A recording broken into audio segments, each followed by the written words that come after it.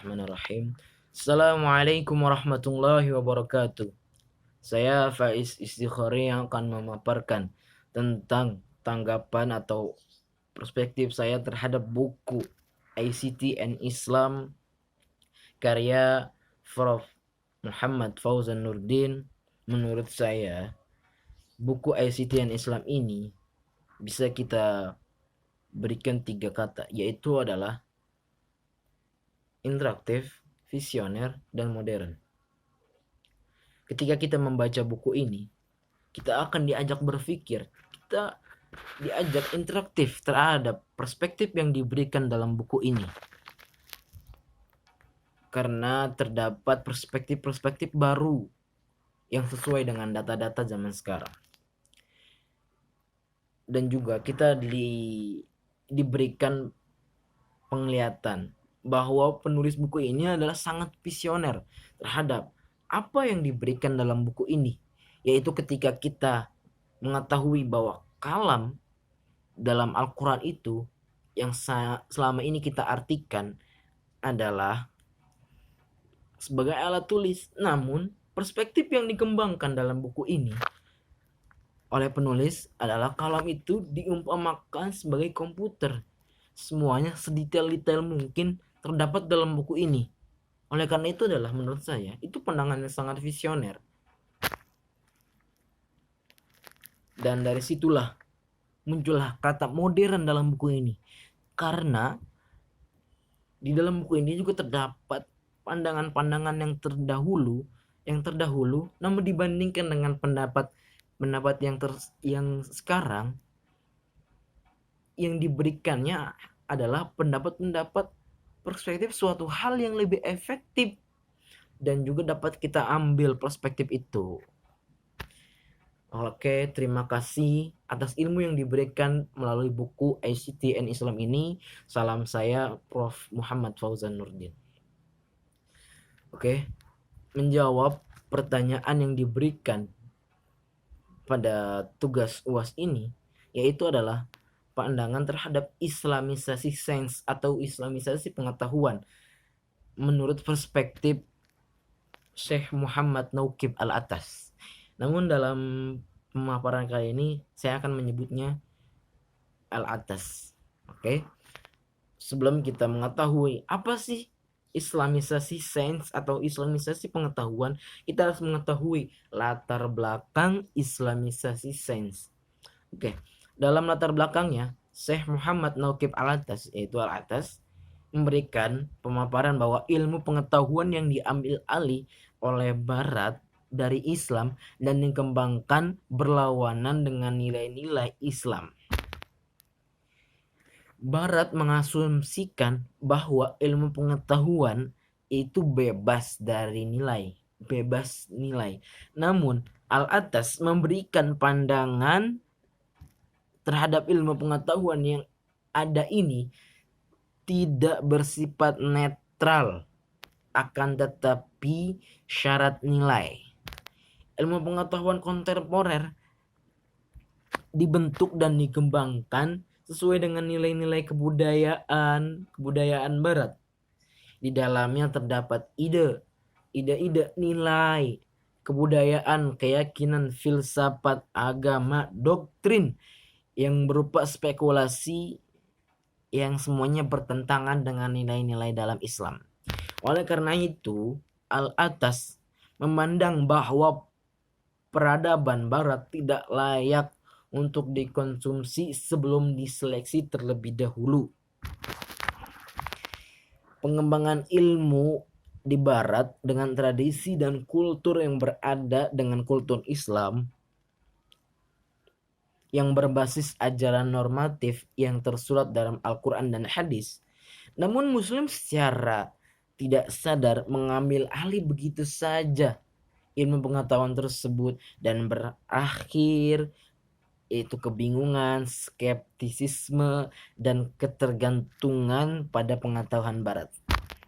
Oleh karena itu, Al-Atas menganggap pentingnya untuk membebaskan manusia dari pemikiran sekuler yang dapat merusaknya.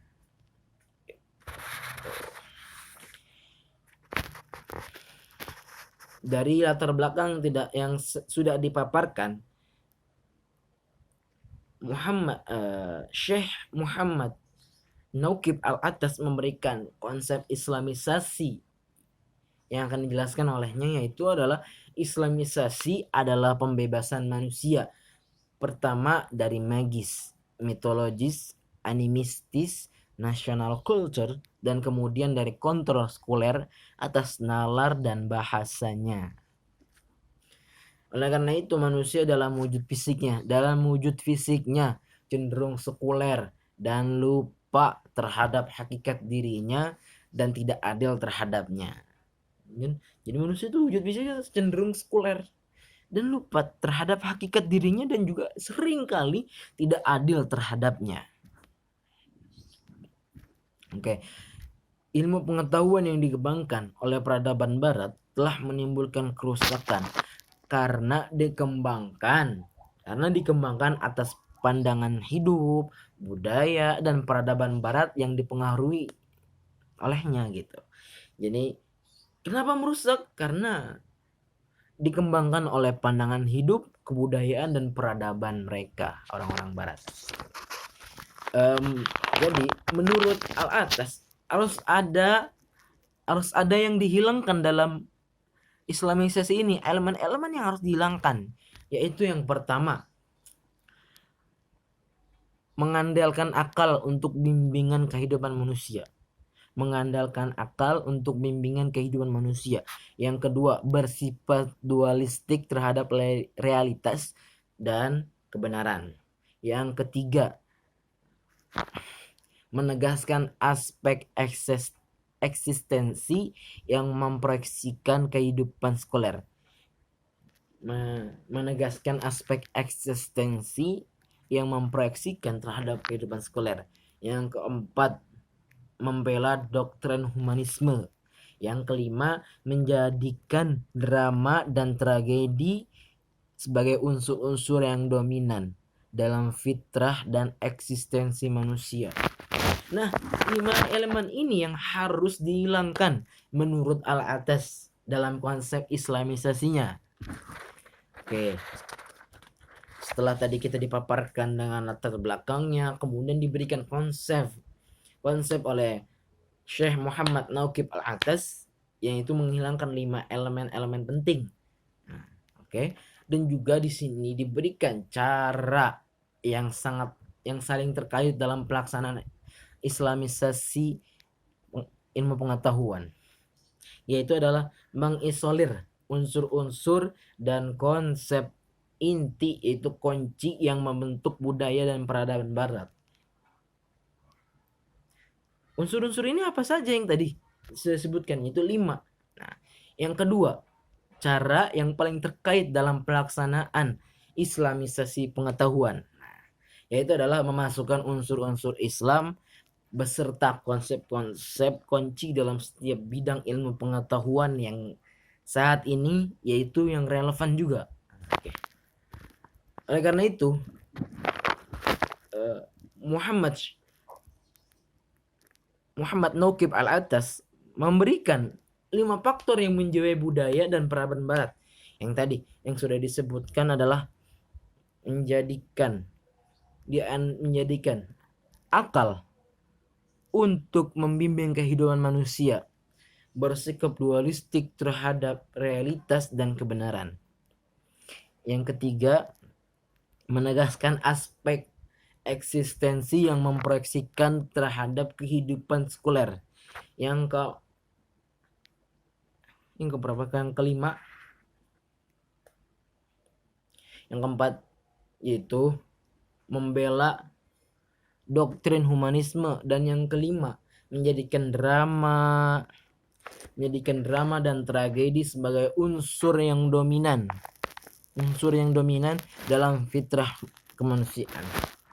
Nah, unsur-unsur ini nih, yang 5 ini tadi yang sudah disebutkan, harus dihilangkan dan kemudian dimasukkan unsur-unsur inti dalam Islam, yaitu adalah unsur agama, unsur konsep manusia, konsep pengetahuan, konsep kearifan, konsep keadilan, konsep perbuatan baik yang semuanya itu terarahkan, tertuju dengan konsep tauhid. Jadi ada 5 konsep yang dihilangkan namun dimasukkan 6 konsep. Ini yang diberikan oleh Syekh Muhammad Naqib Al-Atas. Pada analisis konsep Islamisasi ilmu pengetahuan, Al-Atas menganggap bahwa masalah utama dari krisis umat Islam adalah ilmu pengetahuan yang diambil dari pengembangan Barat. Begitu juga menganggap ilmu pengetahuan itu sebenarnya tidak bebas nilai, namun sebaliknya, yaitu syarat nilai yang mana konsep ilmu seharusnya berlandaskan prinsip-prinsip dan nilai-nilai Islam. Islamisasi pengetahuan menurut Al-Atas lebih mengutamakan pemikiran manusia, yaitu pemikiran manusia yang harus dibebaskan dari nilai-nilai sekuler. Namun dalam proses Islamisasi, Al-Atas mengeluarkan 2 langkah tadi yang sudah disebutkan, 2 langkah. Mengisolir dan memasukkan. Mengisolir unsur-unsur dan konsep-konsep inti dari Barat, dari peradaban Barat, dan memasukkan konsep-konsep inti dan unsur-unsur inti Islam dalam berbagai bidang saat ini yang relevan. Oke.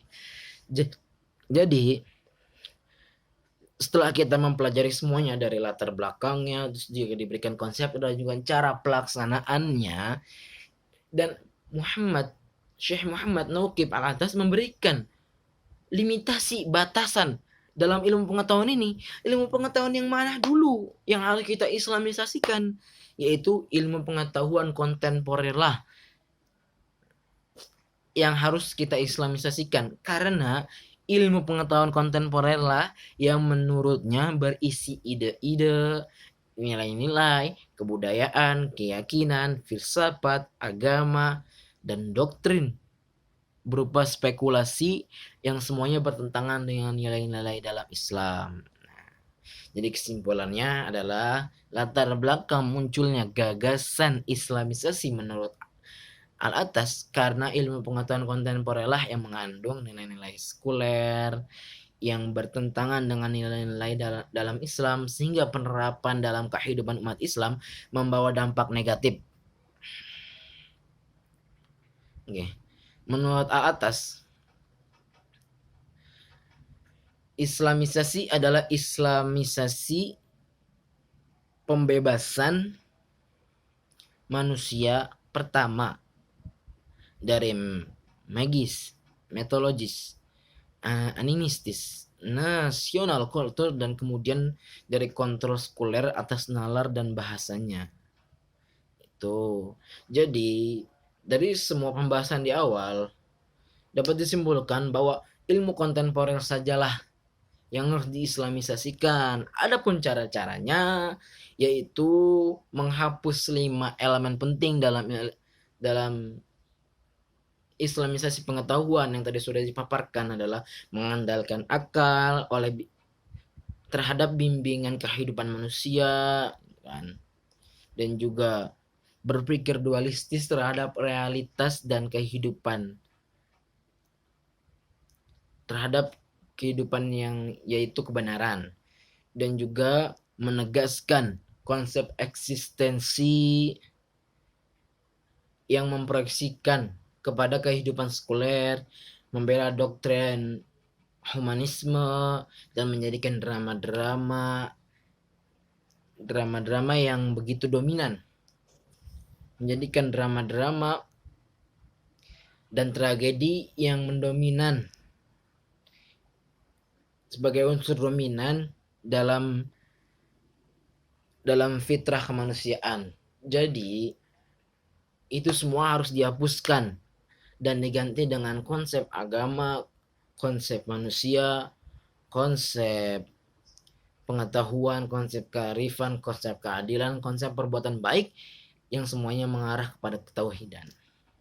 Oke, makasih. Itu saja yang saya sampaikan dalam tugas akhir ini. Jika ada kesalahan, Mohon maaf. Assalamualaikum warahmatullahi wabarakatuh.